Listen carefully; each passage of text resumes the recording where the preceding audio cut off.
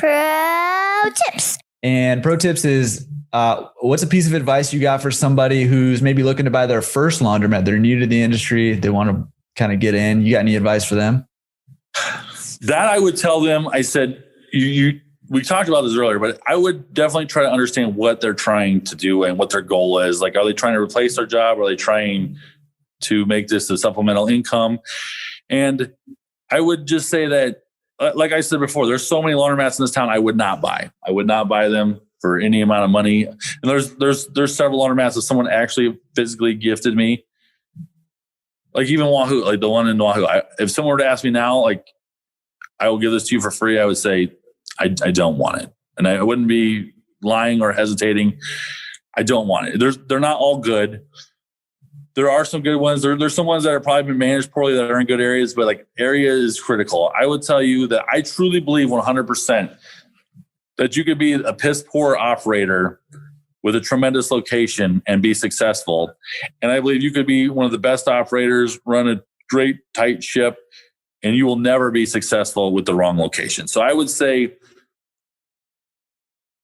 you talk about real estate, location is everything. I mean, you literally could build a laundromat and be terrible at everything and succeed if it is like an A+ location. If you got an F, I don't care. You could do everything right and still fail. Yeah. So that's why I spend all my time looking for, majority of my time right now is locations. And I eliminate tons of them. I've looked at probably 40 buildings, and every single one of them I have the capital to purchase. So that's not the barrier. It was this, I eliminated them on something. And I've looked at 40 buildings in probably 3 months because I really, really want to build right now, but there's just nothing right. Yeah. You got to find the right thing. And I think that's huge. Take that advice if you're new.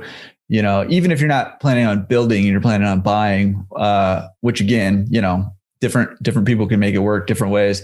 But the location still is huge because you can't move a laundromat, so it's not either. It's costly. Yeah. It's not you just pick up the machines. You got to put the infrastructure in. Right. So once you lay down those roots, once you commit yourself to a location, you're at that location. So, finding a great location is key.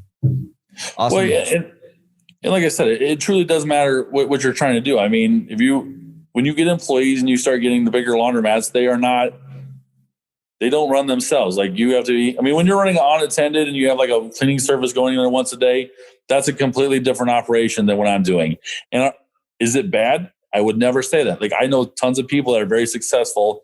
It's just different goals. So I would say they really need to know what they want. And I'd also say, don't let it be a crutch though, because if you're looking for I never find the perfect thing, right? I find something I would say I've never found an A+. Well, actually I lied. I have one A+ location, but there's a lot of Bs out there. Bs are tremendous. They can be very successful. So you don't want to stymie yourself too, where you're looking for the absolute perfect thing because it doesn't exist.